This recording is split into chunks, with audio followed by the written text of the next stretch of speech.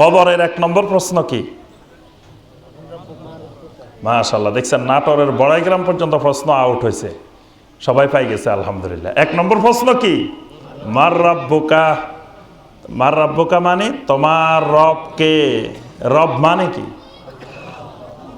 রব মানে যিনি সমস্ত ক্ষমতার একচ্ছত্র মালিক, তাকে বলা হয় রব।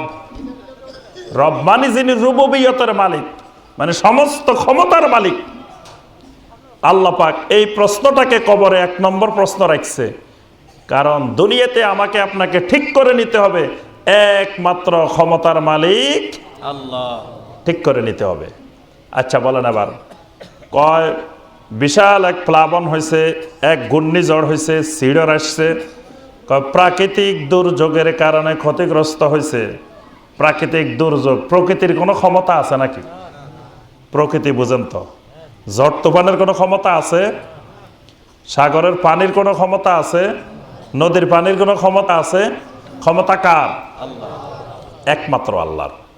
বঙ্গোপসাগরের ঢেউগুলো এইদিকে বাংলাদেশের এদিকে লাফায় লাফায় আসে, এরকম বাঘের মতো লাফ মেরে আসে, কয় বাংলাদেশের যত মানুষ আছে সব খাই ফেলমু, এরকম করে আসে না? দেখছেন না বঙ্গোপসাগরের পাড়ে কিভাবে লাফায় লাফায় আসতেছে?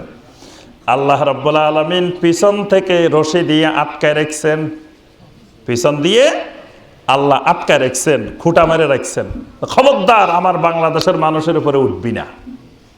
তাহলে এই সাগরের পানির কোনো ক্ষমতা নাই, ক্ষমতা আমার আল্লাহর। আমার আল্লাহ যখন বলবেন পানি উঠে যাও, তখন বঙ্গোপসাগরের সব পানি বাংলাদেশে উঠে যাবে। যেমন নূহ আলাইহিস সালামের যুগে নিচের থেকে চুলার নিচের থেকে ভিতরের থেকে পানি সব উপরে উঠে গেছে। পানি আমাদের নিচেই তো আছে, টিউবওয়েল বসাইলে পানি পাই না? এই পানি তো আল্লাহ আমাদের নিচেই রাখছে। আল্লাহ শুধু একটু কমান্ড করলে এটাগুলো সব উপরে চলে আসবে।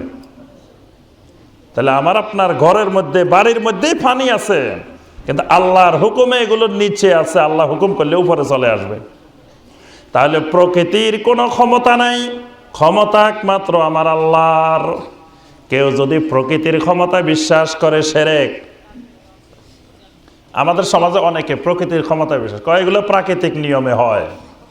প্রাকৃতিক নিয়মে কিছুই হয় না, প্রকৃতিকে পরিচালনা করে একমাত্র আমার আল্লাহ রাব্বুল আলামিন। কিয়ামতের ময়দানে সুপারিশের মালিক কে? একমাত্র আল্লাহ। সুপারিশের মালিক এটা আবার কয় না, অনেকে সন্দেহ আছে। কিয়ামতের ময়দানে সুপারিশের মালিক কে? কুল লিল্লাহিশ শাফাআতু জামিআ। রাসূল আপনি দুনিয়ার মানুষকে বলে দিন, সমস্ত শাফাতের মালিক একমাত্র আমি আল্লাহ। আল্লাহ রাব্বুল আলামিন একমাত্র শাফাতের মালিক। কিন্তু আমরা এখন সুপারিশের জন্য কত দিকে দৌড়াই, খালি দৌড়াই আর দৌড়াই, দৌড়াই আর দৌড়াই। কি ভাই এত দৌড়াইতেছেন কেন? কয়রে মিয়া, ওখানে একজন হুজুর পাইছি, এই হুজুরের ধরলে কিয়ামতের ময়দানে সুপারিশ করে জান্নাতে নিয়ে যাইব। কেমনে নিব? ওই হুজুরে কিয়ামতের দিন বাস ভাড়া করব, ওই হুজুরে ট্রেন ভাড়া করব, ওই হুজুরে জাহাজ ভাড়া করব, ওই হুজুরে লঞ্চ ভাড়া করব, ওই হুজুরে টমটম ভাড়া করব। এক হুজুরে কিয়ামতের ময়দানে একটা ভাড়া করবে। এগুলো পাইবো কই কিয়ামতের ময়দানে? কিয়ামতের ময়দানে এগুলো থাকবো? বাস, ট্রাক, ট্রেন এগুলো থাকবো? তো এগুলো ভাড়া করবো কোথা থেকে?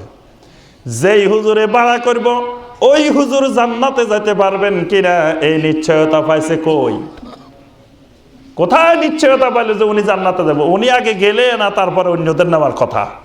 উনি যাইব কিনা এটারও তো খবর নাই। ওনার হাতে যদি ক্ষমতা থাকতো, উনি যদি অন্য মানুষের জন্য কিছু করতে পারতো, তাহলে ওনার কোনোদিন অসুখ বিসুখ হইতো না, হইতো না। ওই হুজুরের অসুখ হয়, দেখবেন হুজুর কি ইউনাইটেড হসপিটালে শুয়ে রয়েছে, অ্যাপোলো হসপিটালে শুয়ে রয়েছে, বড় বড় হসপিটালে শুয়ে রয়েছে। যেই হুজুর নিজের শরীরের নিয়ন্ত্রণ করার ক্ষমতা নিজের কাছে নাই, ওই হুজুরের কাছে লক্ষ লক্ষ মানুষ যায় তার রোগ ব্যাধি বিপদ আপদ দূর করার জন্য। হুজুরের নিজেরটা নিজে দূর করতে পারে না, আবার আপনারটা দূর করব? কি বলেন? হুজুরের রোগ ব্যাধি হয়নি, তো হুজুরে যদি অন্যের রোগ ব্যাধি দূর করতে পারে, অন্যের বিপদ আপদ দূর করতে পারে, হুজুরেরটা দূর করতে পারে না কেন? পারেনি হুজুরে। দুনিয়ার সমস্ত মানুষ চায় তার চুল দাড়ি সাদা না হোক, কালো থাকুক, যুবক থাকুক, চায় না? ওই হুজুরও চায়। আপনি যে হুজুরের সুপারিশ করে আপনারা জান্নাতে নিয়ে যাইব, ওই হুজুরও চায় সারা জীবন যুবক থাকুক। কিন্তু হুজুর তো যুবক থাকতে পারে না, চুলও ফাঁকে গেছে, দাড়িও ফাঁকে গেছে। তাহলে হুজুরের শরীরের উপরে হুজুরের বিন্দুমাত্র পাওয়ার নাই। হুজুরের পেট একটা বিশাল হয়ে আছে, হুজুরের পেটটা কমানোর ক্ষমতাও নাই। যেই হুজুর নিজের পেট কমানোর ক্ষমতা নাই, ওই হুজুর আপনারে আমারে কি দিবে? যে হুজুরে নিজের পেটটা কমাইতে পারে না, সেই হুজুর আবার আপনারে আমারে কি দিবে? কিন্তু আল্লাহর অনেক বান্দাবান্দি বাংলাদেশে বসে আছে যে সুপারিশ করে নিয়ে যাব। শাফাতের একমাত্র মালিক আল্লাহ রাব্বুল আলামিন। আল্লাহ রাসূল সাল্লাল্লাহু আলাইহি সাল্লাম শাফাত করবেন, এটা হক, কিন্তু শাফাতের মালিক না। মালিক কে? আল্লাহ রাব্বুল আলামিন। এই জন্য নবী সাল্লাল্লাহু আলাইহি সাল্লাম ফাতেমা রাদিয়াল্লাহু তাআলা আনহাকে ডেকে বলছেন, ইয়া ফাতেমা আনকিজি নাফসাকে মিনান নার। ও ফাতেমা, তোমার নিজেকে নিজে জাহান্নামের আগুন থেকে বাঁচাও। ফাইন্নী লা আমলিকু লাকুম মিনাল্লাহি শাইআ। কারণ কিয়ামতের ময়দানে তুমি যদি ধরা খাও, আমি নবী তোমাকে কিছুই করার মালিক নই।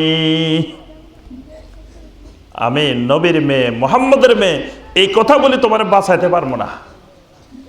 আবু তালেবের মতো লোক, তারে আমি বাঁচাইতে পারবো না। আবু জাহেলের মতো লোক, নিজের আত্মীয় স্বজন ঘনিষ্ঠ এবং সব আওলাদে রসুল। কি বলেন? আবু জাহেলেরা কিন্তু আওলাদে রসুল, এটা জানেন? ওরা এটাও জানে না। আবু জাহেল, আবু লাহাব, আবু তালেব, এরা সব কিন্তু আওলাদে রাসূল। কোন রাসূলের বংশধর এরা? ইব্রাহিম আলাইহিস সালামের বংশধর। আমার আপনার যিনি আব্বা, আমরা যারে বলি যে মিল্লাতা আবিকুম ইব্রাহিম, সেই ইব্রাহিমের বংশধর এরা সবাই। তাহলে তো নবীর হাতে যদি পাওয়ার থাকতো, ইব্রাহিমের বংশের সব মানুষ শাফাত করে নিয়ে যাইব। কিন্তু পাওয়ার থাকবো? কোনো পাওয়ার নাই। আওলাদের রসুল কাজ নাই, আওলাদের রসুল জাহান্নামে যাওয়া লাগবে। আবু জাহেলেরা সবসময় দাবি করতো যে আরে মিয়া, আমরা ইব্রাহিম আলাইহিস সালামের বংশধর, আমরা ইসমাইল আলাইহিস সালামের বংশধর, আমরা নবীর বংশধর। তো বংশধর তো ভালো, বংশধর যদি শিরক করে নবী বাঁচানোর কোনো ক্ষমতা নাই। এই জন্য ফাতেমা রাদিয়াল্লাহু তাআলা আনহাকে বলছেন, ফাইন্নী লা আমলিকু লাকুম মিনাল্লাহি শাইআ।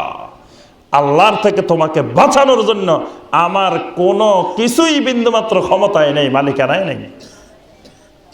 তাহলে নবী সাল্লাল্লাহু আলাইহি ওয়াসাল্লামের বক্তব্য যদি এটা হয়, আমার আপনার হুজুর কি করতে পারবে কিয়ামতের ময়দানে? অনেকে কিন্তু এই আশায় বসে আছে, কয় ট্রেনের ইঞ্জিনের সাথে শুধু লাগাই দিবা।